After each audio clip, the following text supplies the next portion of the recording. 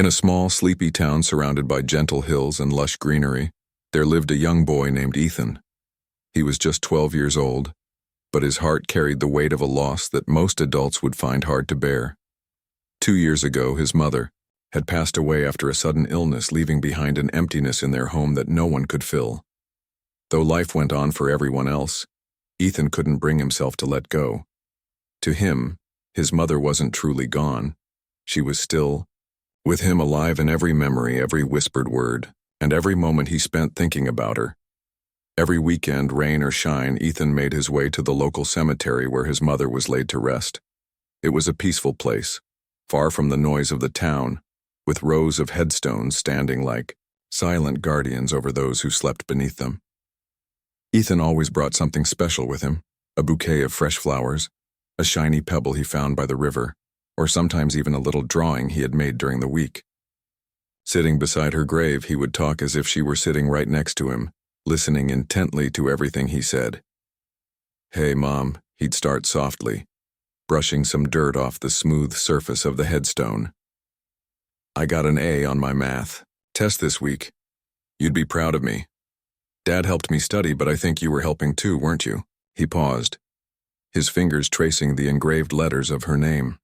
The wind rustled through the trees nearby, and Ethan smiled faintly, imagining it was her way of saying yes.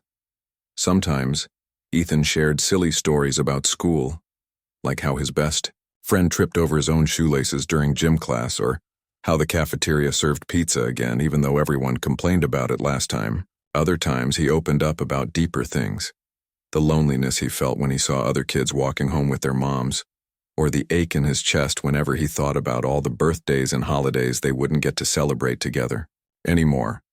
No matter what he said, he always ended his visits the same way. "I love you, Mom.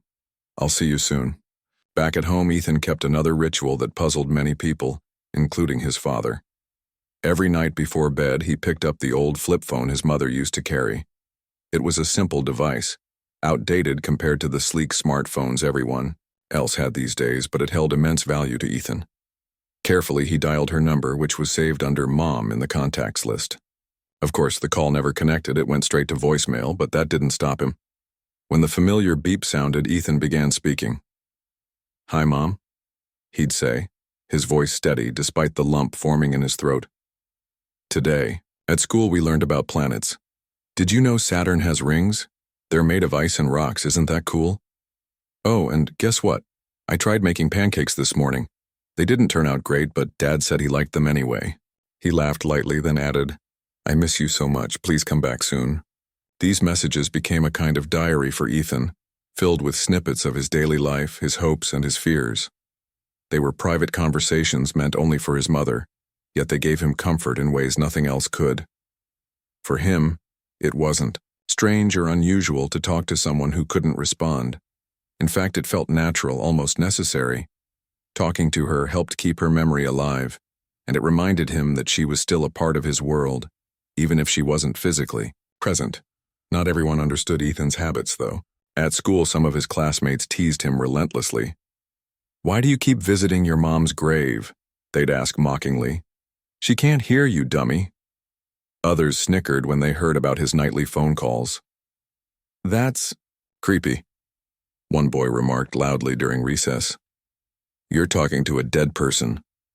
Ethan ignored their taunts, refusing to let their words hurt him. Deep down, he knew they didn't understand because they hadn't experienced the kind of bond he shared with his mother. She wasn't just a parent to him. She was his confidant, his cheerleader, and his biggest supporter. Losing her had been devastating, but losing the connection they once had, that was unthinkable. So, he continued doing what felt right, regardless of what others thought. His father, Mark, watched silently as Ethan clung to these rituals. As much as it pained him to see his son so deeply affected by the loss, he admired Ethan's resilience and determination to hold on to his mother's memory. Mark himself struggled to cope with grief, often retreating into long hours of work, or burying himself in household chores just to keep busy. But seeing Ethan's unwavering faith in their connection gave him strength.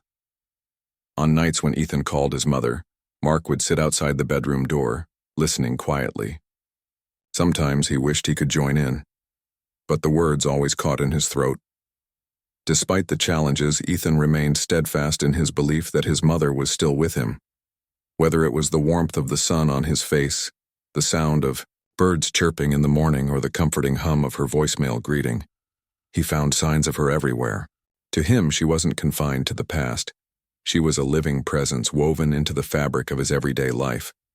What Ethan didn't realize, however, was that his devotion to keeping her memory alive was about to take an unexpected turn. Something extraordinary was waiting just around the corner, ready to change everything he thought he knew about life, death, and the power of love. Little did he know, the bond he cherished so dearly was stronger than either of them could have imagined. And it was about to reveal itself in ways neither science nor logic could explain. Ethan's life revolved around the comforting routines he had built since his mother's passing. Every evening, after finishing his homework and helping his father clear the dinner table, he retreated to his room. There, in the quiet glow of his bedside lamp, he picked up her old flip phone, the one she used to carry everywhere, and dialed her number. It was a ritual that had become second nature to him, like brushing his teeth or saying goodnight to his dad. He didn't expect anyone to answer. He knew the call would go straight to voicemail, but that didn't matter. What mattered was the feeling he got when he heard her voice on the other end. "Hi, you've reached Sarah," her cheerful greeting began, followed by the familiar beep. "Leave me a message and I'll get back to you as soon as I can." Hearing her voice never failed to make Ethan smile, even though it also brought tears to his eyes. For those few seconds, it felt like she was still alive, just busy somewhere else, unable to pick up the phone right away. That particular evening, however, something unusual happened. Ethan was lying on his bed, staring at the ceiling while replaying an old voicemail he had left months ago. Suddenly, his phone buzzed against his palm. Startled, he glanced at the screen. A notification popped up. New voicemail received. His heart skipped a beat. How could there be a new message? He hadn't called her earlier that day, and besides, who would leave a message on a disconnected number? Curiosity tugged at him as he tapped the app to listen. The screen showed the timestamp just moments ago. With trembling fingers, he pressed play. At first, all he heard was static, faint and crackly, like the sound of distant waves crashing against rocks. Then a voice emerged from the noise, soft, warm, and unmistakably familiar. "Ethan," it said almost hesitantly, as if testing the waters. "I miss you so much. I'm always here, watching over you." Ethan froze, his breath catching in his throat. The voice, it was hers. His mother's voice. There was no mistaking it. It wasn't a recording from the past or some trick of his imagination. This was real. She sounded exactly the way he remembered, gentle, loving, and full of care. Tears welled up in his eyes as he replayed the message over and over again, each time hoping to catch more details, more clues about how this was possible. But the recording ended abruptly after those few short sentences, leaving him awash with questions. For hours, Ethan sat on his bed, clutching the phone tightly in both hands. His mind raced with possibilities. Was it a prank? Had someone hacked into the system and somehow managed to mimic her voice? Or was it something else entirely? He wanted to believe it was really her, reaching out from beyond, but the rational part of him struggled to accept it. People didn't just receive messages from the dead. It defied everything he knew about the world. The next morning, Ethan couldn't keep the secret to himself any longer. Over breakfast, he told his father what had happened. Mark listened quietly, his brow furrowed in thought. When Ethan finished explaining, his father sighed deeply and shook his head. "It must have been a glitch," he said finally, though his tone lacked conviction. "Maybe the network messed something up, or perhaps it's a recording you forgot you made." Ethan frowned. "But Dad, I didn't record that. And it sounded exactly like her." "Exactly." Mark hesitated, unsure of how to respond. He didn't want to crush Ethan's hope, but he also didn't want him clinging to false promises. "Let's not jump to conclusions," he said gently. These things can be explained logically. Let's wait and see if anything else happens before we start thinking too much about it. Though his father tried to downplay the incident, Ethan couldn't shake the feeling that something extraordinary was unfolding. Over the next few days, he kept the phone close at all times, checking it obsessively for any signs of activity. To his astonishment, another message arrived 2 nights later. This time it came late in the evening, just as Ethan was drifting off to sleep. He bolted upright when the buzz of the notification startled him awake. Heart pounding, he grabbed the phone and opened the voicemail app. Again, the same crackling. Static preceded the voice, but this time it spoke differently. "My sweet boy." The voice began softer now, almost like a whisper. "You're growing up so fast. Be brave, okay? I'm so proud of you." Ethan's hands trembled as he listened. The words were simple, yet they carried a weight that hit him squarely in the chest. No one else could have known to call him my sweet boy. It was a phrase only his mother ever used. The message ended as abruptly as the first, leaving Ethan stunned and overwhelmed. He replayed it several times, trying to memorize every syllable, every inflection. It was real. There was no denying it anymore. When school resumed the following week, Ethan found it hard to focus. His teachers noticed his distracted demeanor during class, and his friends teased him for zoning out during lunch. But none of that mattered. All he could think about was the mysterious messages and the possibility that his mother was truly reaching out to him. Each night, he waited anxiously for his phone to buzz again, praying for another sign, another word from her. On Friday evening, as Ethan sat cross-legged on his bed flipping through an old photo album, the phone vibrated once more. This time the message was longer, clearer, and filled with emotion. "Ethan, my love," the voice began. Stronger now, as if gaining confidence. "Life is going to throw challenges your way, but you're stronger than you think. Don't be afraid to lean on others when you need help. Your dad loves you very much, and he needs you just as much as you need him. Remember, I'm always with you, in the wind, in the stars, in your heart." By the time the message ended, Ethan was crying openly, his tears soaking into the pages of the photo album. It wasn't just the content of the message that moved him. It was the undeniable truth behind it. The words resonated deeply, as if she were speaking directly to the fears and doubts he had been carrying inside. She wasn't just sending random reassurances. She was guiding him, reminding him of the strength he possessed and the support he had around him. Word of the strange occurrences eventually reached Ethan's classmates, thanks to his habit of confiding in his best friend, Jake. Though initially skeptical, Jake grew curious after hearing Ethan describe the messages in detail. One afternoon during recess, Jake approached Ethan with wide eyes. "Do you think maybe she's haunting you?"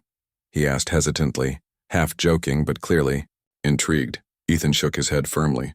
"No, it doesn't feel like that. It feels like she's protecting me, like she's making sure I know she hasn't left."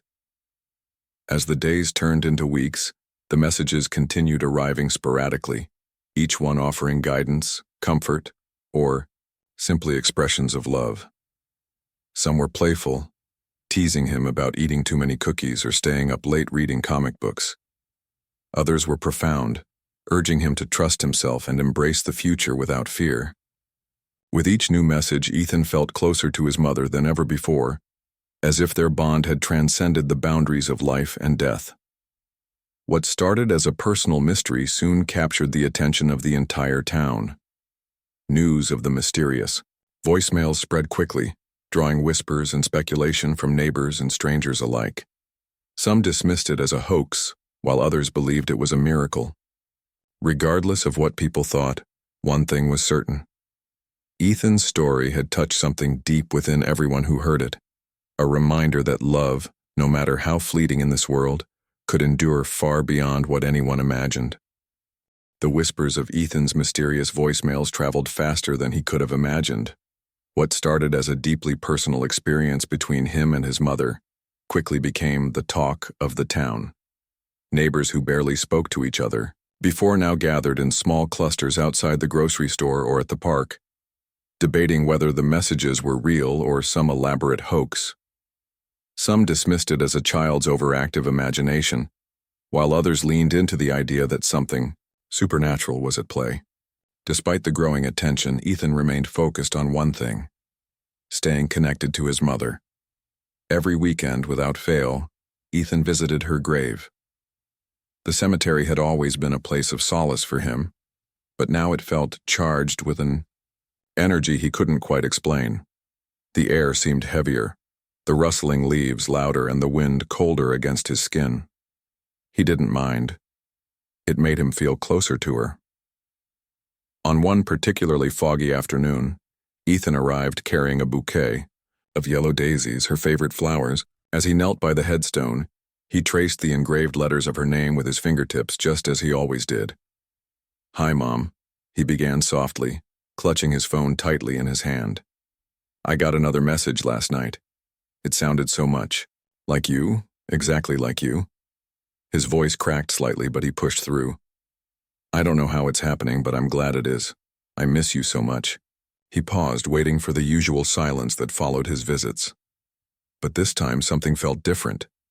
A strange sensation prickled at the back of his neck, as if someone, or something, was watching him. He glanced around, scanning the rows of graves and the empty pathways winding through the cemetery. No one was there. Still, the feeling persisted. "Mom?" he whispered hesitantly, his heart pounding in his chest. "Are you here?" For a moment, there was nothing but the sound of distant birds chirping and the faint hum of cars passing on the road beyond the cemetery gates. Then, out of nowhere, a soft breeze swept past him, brushing against his cheek like a gentle caress. It wasn't cold or harsh. It was warm, almost comforting, as if wrapping him in an invisible embrace. Ethan froze, his breath catching in his throat, and then he heard it, a whisper, faint but unmistakable, carried by the wind directly into his ear. "Yes, my sweet boy, I'm here." Ethan's body went rigid, every muscle tensing as the words sank in. His eyes darted around frantically, searching for the source of the voice. But the cemetery was empty, save for the swaying branches of the trees and the silent rows of headstones. There was no one nearby. No one visible, at least. Yet the voice had been so clear, so close, that it felt like she was standing right beside him. Tears welled up in his eyes as he clutched the phone tighter, his hands trembling. "Mom?" he called out again, his voice barely above a whisper. "Is that really you?" This time there was no reply. The wind died down, and the eerie stillness returned, leaving Ethan alone with his racing thoughts. He sat there for what felt like hours, staring at the grave, half expecting the voice to return. When it didn't, he slowly rose to his feet, his legs shaky beneath him. He wanted to stay longer, but the weight of what had just happened pressed heavily on his chest. He needed to tell someone who would believe him. That evening, Ethan recounted the incident to his father, Mark. They were sitting together in the living room, the soft glow of the lamp casting long shadows across the walls. Ethan's voice shook as he described the whisper, the warmth of the breeze and the overwhelming sense of her presence. Mark listened intently, his expression unreadable. "Dad, I swear it was her," Ethan insisted, his eyes pleading. "She said she was here. She talked to me." Mark sighed deeply, running a hand through his graying hair. He wanted to believe his son. He truly did. But the rational part of him struggled to accept the possibility of something so inexplicable. "Ethan," he said finally, choosing his words carefully, "I know how much you miss her, and I know these experiences mean a lot to you, but do you think maybe your mind is playing tricks on you? You've been thinking about her so much lately." Ethan frowned, frustration bubbling beneath the surface. "It wasn't my mind, Dad. I heard her. I felt her. She was there." Mark hesitated, torn between skepticism and the desire to support his son. After a long pause, he nodded slowly. "Okay," he said. "If you're sure, then I'll take your word for it. But maybe we should go with you next time you visit, just to see for ourselves." Ethan agreed reluctantly, though part of him worried that her presence might not manifest again if his father was there. Still, he understood where his dad was coming from. If their roles were reversed, he'd probably feel the same way. The following Saturday, Mark accompanied Ethan to the cemetery. The weather was unseasonably warm, and the sun cast golden rays over the landscape, making the headstones gleam like polished stones. Ethan led the way to his mother's grave, his steps slow and deliberate. When they arrived, he placed the flowers he had brought on the ground and stood silently, unsure of what to say. Mark glanced around, taking in the peaceful surroundings. He felt a pang of sadness wash over him as he looked at the headstone bearing his wife's name. For the first time in years, he allowed himself to fully confront the grief he had buried deep inside. "Hey, Sarah," he murmured quietly, his voice thick with emotion. "I hope you're proud of us. We're trying our best." Ethan smiled faintly at his father's words, then turned his attention back to the grave. "Mom," he said softly, "Dad's here with me today. He wants to meet you too." They waited in silence for nearly an hour, the only sounds being the occasional rustle of leaves and the distant chirping of birds. Nothing unusual happened, not a single breeze, whisper, or sign of anything supernatural. Eventually, Mark sighed and suggested they leave. "Maybe it's just not meant to happen when I'm around," he said gently, placing a reassuring hand on Ethan's shoulder. But just as they turned to walk away, Ethan's phone rang. Both of them froze, their eyes locking in disbelief. Ethan fumbled to pull the device from his pocket, his hands shaking violently. The screen lit up, displaying yet another voicemail notification. Without hesitation, he tapped the app and pressed play, holding the phone between them so they could both hear. "I'm proud of you both," the voice began, clear and steady. It was her. There was no doubt about it. "Take care of each other, and remember, love never truly leaves." Mark staggered backward, his face pale with shock. He opened his mouth to speak but found no words. Tears streamed down his cheeks as he stared at the phone, unable to comprehend what he had just witnessed. Ethan, meanwhile, broke down completely, sobbing uncontrollably as he clutched the device to his chest. For the first time since her passing, Mark felt a glimmer of peace, a reassurance that she was still with them, watching over them in ways they couldn't understand. The message wasn't just for Ethan, it was for him too. She was reminding him that he wasn't alone, that he still had a family to hold on to and cherish. As they walked home together that evening, neither of them spoke. Words weren't necessary. They had shared something profound, something that transcended logic and reason. Though they couldn't explain it, they knew one thing for certain. Her love was alive, stronger than ever, weaving itself into the fabric of their lives in ways they were only beginning to understand. News of the incident spread quickly throughout the town. People who had once dismissed Ethan's story as a child's fantasy now approached him with curiosity and awe. Some even visited the cemetery themselves, hoping to catch a glimpse of the mysterious presence that seemed to linger there. While many remained skeptical, others chose to believe, perhaps because they wanted to, or perhaps because they needed to. In a world often filled with uncertainty and loss, Ethan's connection to his mother offered a glimmer of hope, that love, no matter how fleeting in this life, could endure far beyond what anyone dared to imagine. The days following the cemetery visit with his father were unlike anything Ethan had experienced before.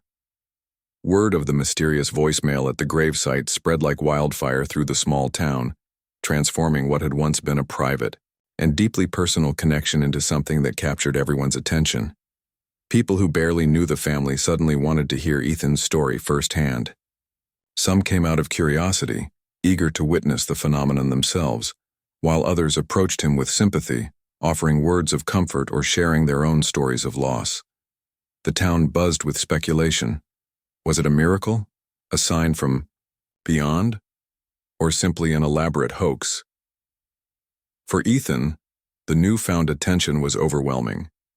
He didn't crave fame or recognition. All he wanted was to keep his bond with his mother alive.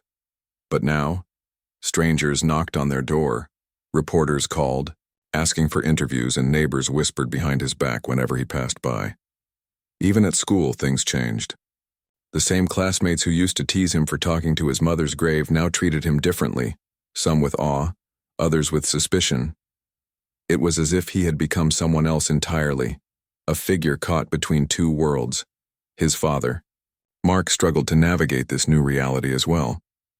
While part of him felt relieved that others finally understood the depth of Ethan's grief, another part worried about the toll it might take on his son. Mark had always tried to shield Ethan from unnecessary stress, but now there was no escaping it. Every conversation, every glance seemed to revolve around the mysterious messages.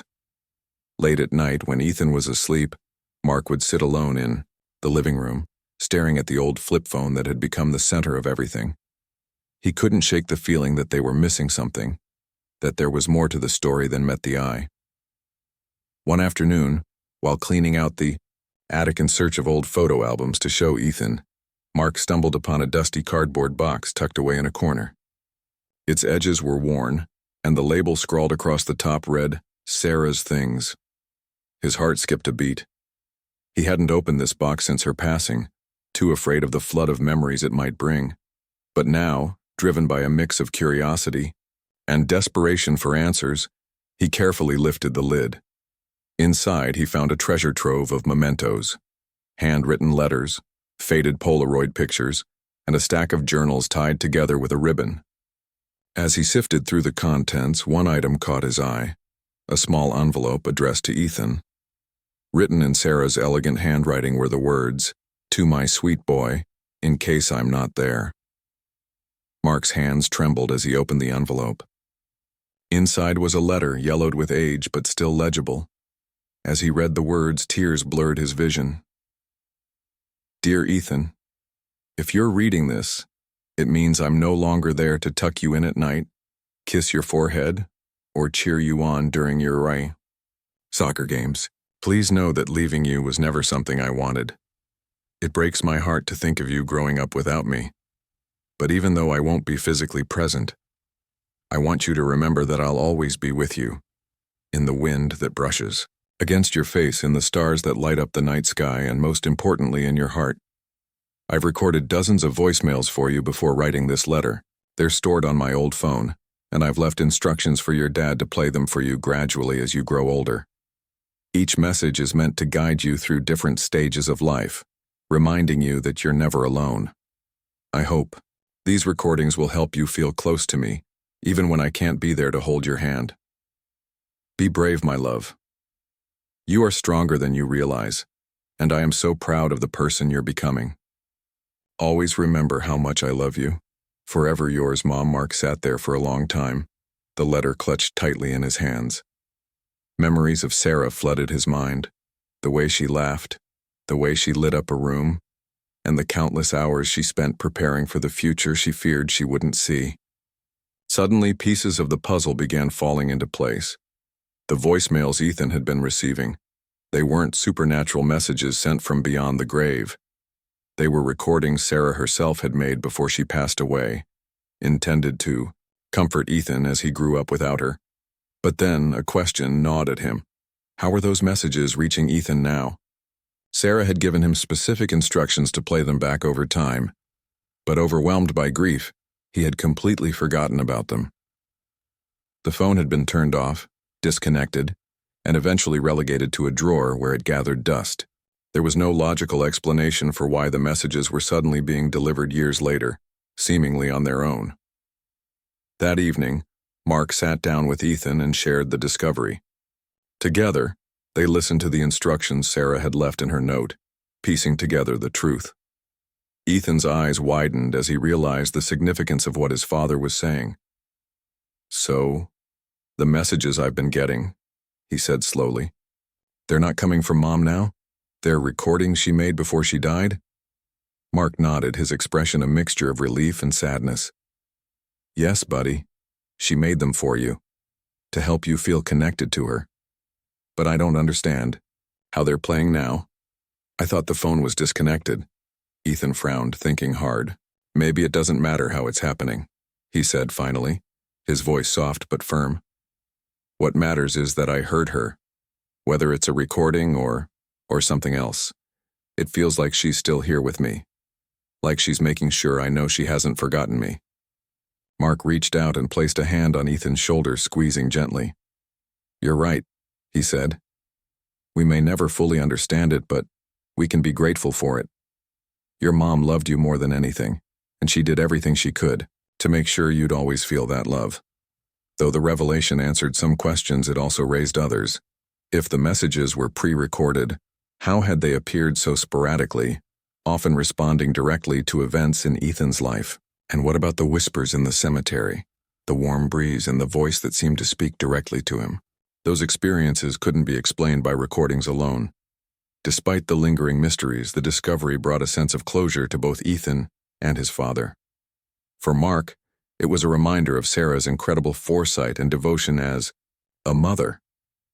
For Ethan, it reinforced the belief that his connection to her was real, whether rooted in science or something far greater.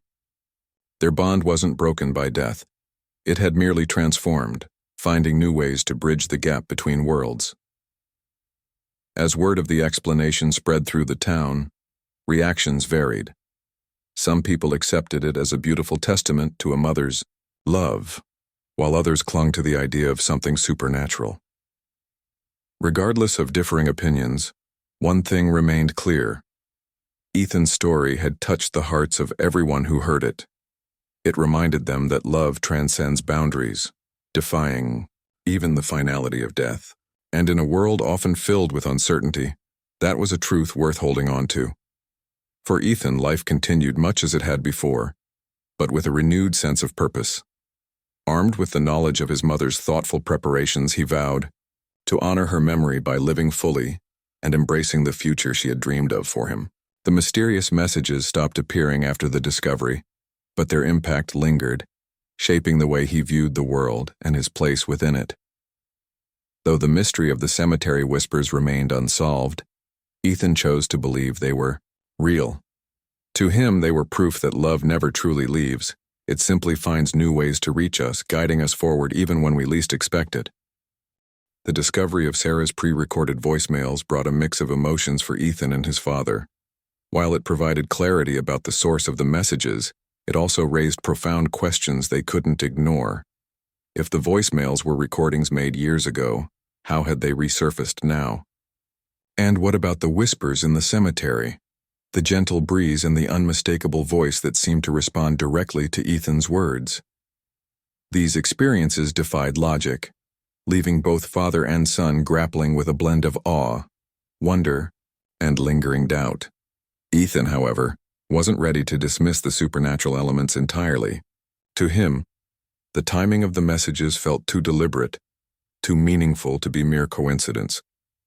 Each one had arrived at moments when he needed guidance or comfort the most. Whether it was during a tough day at school, after an argument with his father, or simply on lonely nights when grief threatened to overwhelm him, her voice always seemed to find its way to him. The idea that these messages were somehow guided by her presence, even if they originated from old recordings, felt like a miracle he couldn't explain but didn't want to question.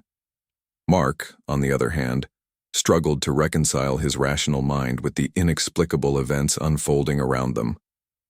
As much as he wanted to believe in something greater, a force beyond human understanding, he found himself questioning whether their emotions were clouding their judgment. Was it possible that Ethan's longing for his mother had created a sort of self-fulfilling phenomenon? Could the whispers in the cemetery have been nothing more than the wind playing tricks on their minds? Despite their differing perspectives, the bond between father and son grew stronger through these shared mysteries. They began spending more time together, talking openly about Sarah and the memories they cherished. Mark pulled out old photo albums and told stories about their life before Ethan was born.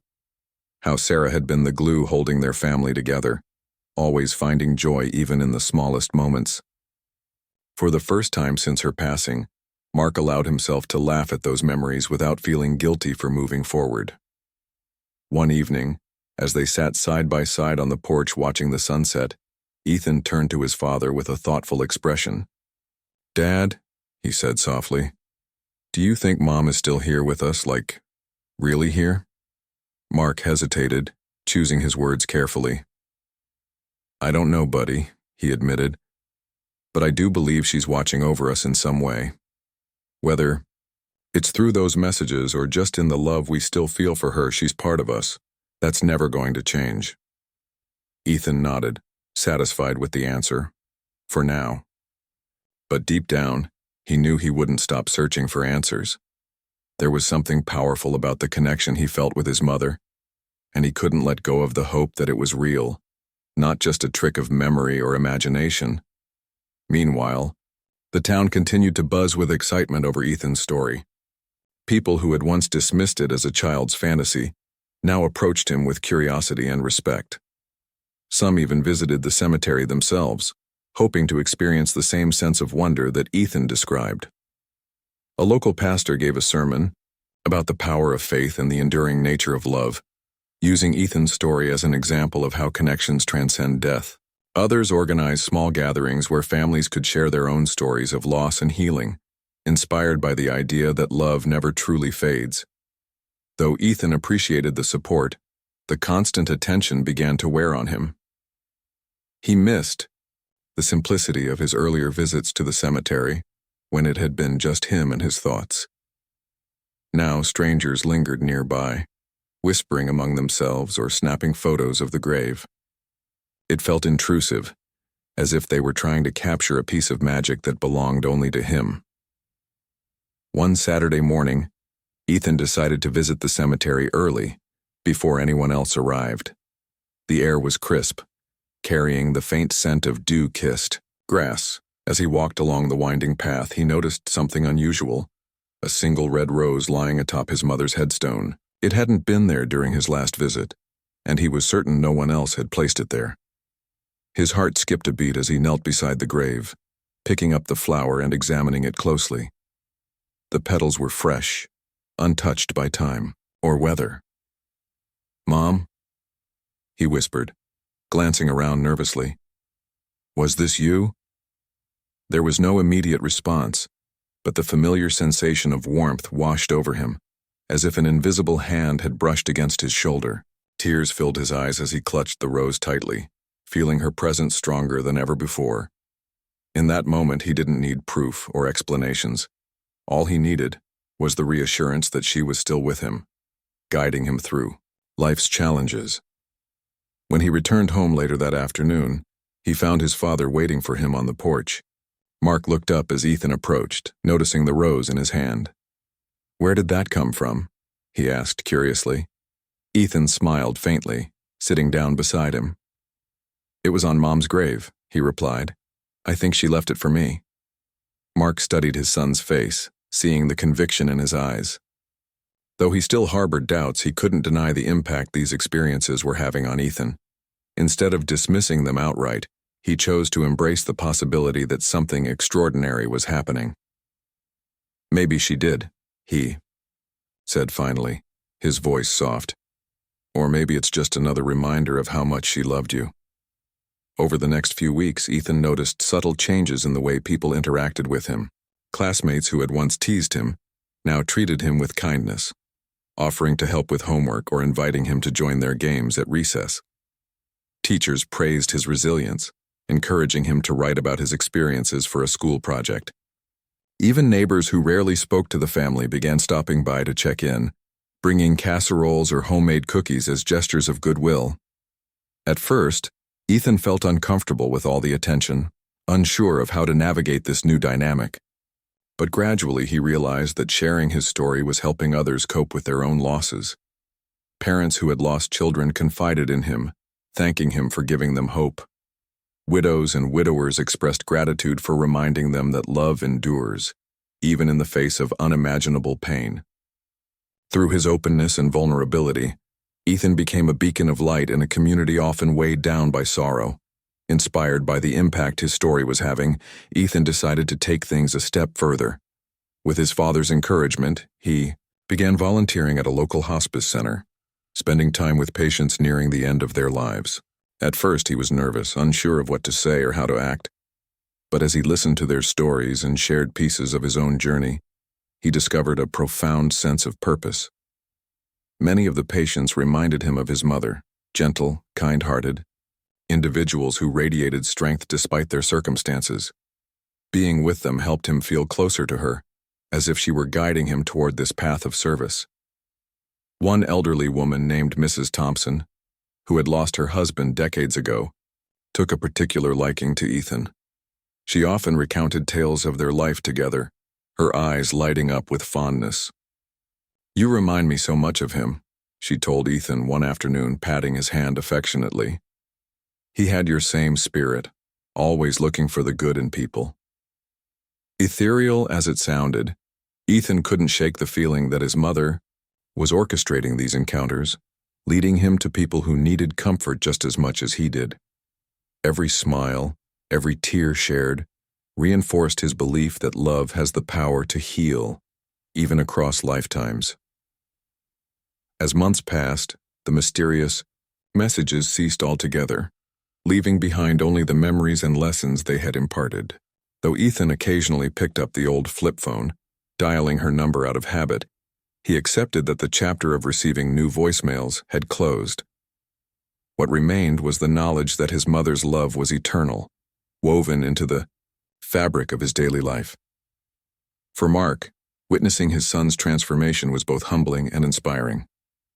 He saw a maturity in Ethan that went far beyond his 12 years, shaped by the trials he had endured and the connections he had forged. Together, they vowed to honor Sarah's memory not just through words, but through actions, by living lives filled with compassion, kindness, and love. And so the mystery of the voicemails and the whispers in the cemetery became less about finding definitive answers and more about embracing the beauty of the unknown. Ethan learned that sometimes faith doesn't require proof. It simply asks us to trust in the power of love to transcend boundaries, heal wounds, and guide us forward, even when we least expect it. As the years rolled by, Ethan grew from a boy into a young man, but the lessons he had learned from his mother's enduring presence stayed with him like an invisible thread connecting his past to his future. The mysterious voicemails and whispers in the cemetery became cherished memories rather than ongoing mysteries. Though they had stopped appearing, their impact remained etched deeply in his heart. They taught him that love wasn't confined to physical boundaries. It could stretch across time, space, and even death itself. By the time Ethan reached high school, he was no longer the quiet, reserved child who spent hours talking to a grave or clutching an old flip phone for comfort. Instead, he emerged as someone defined by resilience and empathy.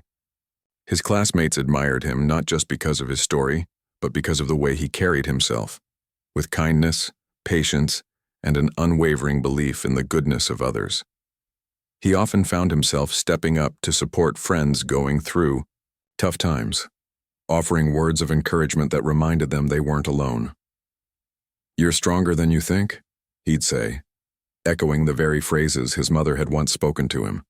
His volunteer work at the hospice center continued throughout his teenage years, becoming one of the most fulfilling parts of his life. The patients there came to see him as a source of light, a reminder that even in the darkest moments, connection and compassion could bring peace. One particular patient, Mr. Harris, left an indelible mark on Ethan. A former teacher battling terminal cancer, Mr. Harris loved sharing stories about his students and the joy teaching had brought him. During their conversations, Ethan realized how much he wanted to follow in those footsteps, to inspire others the way Mr. Harris had inspired so many. After graduating high school, Ethan decided to pursue a degree in education. It wasn't just about teaching math or science. It was about creating a safe space where students could feel seen, heard, and valued. As he stood before his first classroom years later, he couldn't help but smile at the irony. His mother had always believed in his potential, leaving messages meant to guide him through life's challenges. Now here he was, standing in front of a group of wide-eyed children ready to be their guide. But Ethan didn't stop there. Inspired by the countless people who had reached out to him over the years, strangers moved by his story, he began writing a book titled Voices Beyond. It chronicled his journey, the loss of his mother, the mysterious voicemails, the whispers in the cemetery, and the profound realization that love never truly leaves us. Writing the book was cathartic, allowing him to revisit memories he hadn't fully processed. Each chapter felt like a conversation with his mother, a chance to thank her for shaping the person he had become. When Voices Beyond was finally published, it resonated with readers around the world. People from all walks of life wrote letters and emails sharing how Ethan's story had touched them. Some were grieving parents who found solace in knowing their love could live on in their children's hearts. Others were individuals struggling with loss, searching for signs that their loved ones were still with them. Through his words, Ethan gave them permission to believe, to trust that connections forged in love are eternal. The success of the book opened doors Ethan never imagined.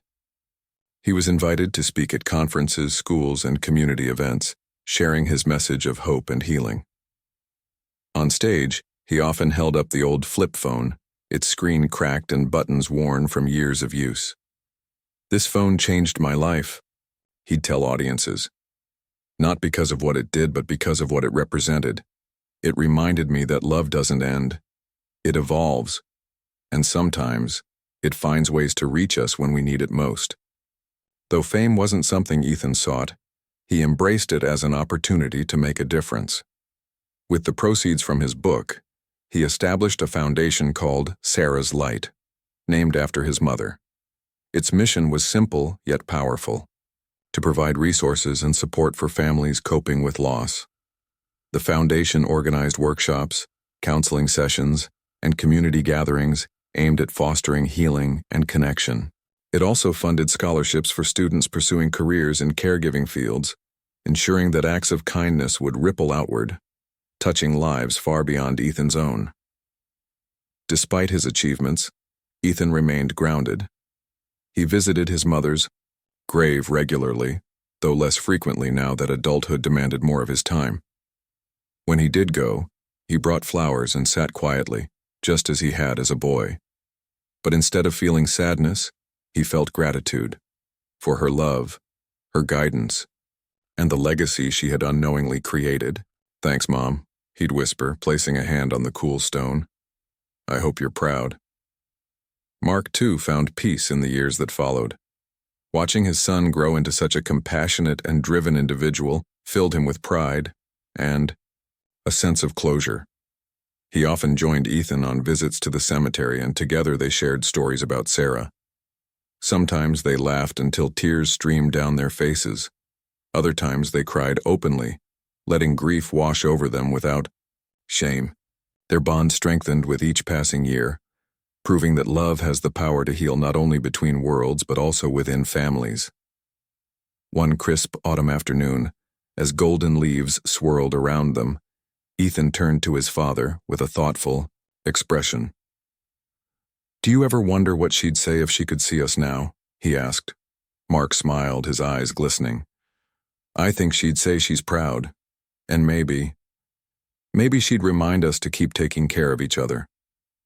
Ethan nodded, squeezing his father's shoulder affectionately. "She already does," he said softly. Every day, though the supernatural elements of Ethan's story, the voicemails, the whispers, remained unexplained, neither he nor Mark felt the need to dwell on them anymore. What mattered was the truth they revealed, that love transcends everything.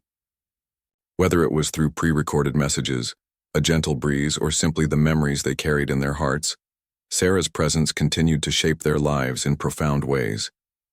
Years later, when Ethan stood before a crowd of thousands at a charity gala hosted by Sarah's Light, he looked out at the sea of faces illuminated by candlelight.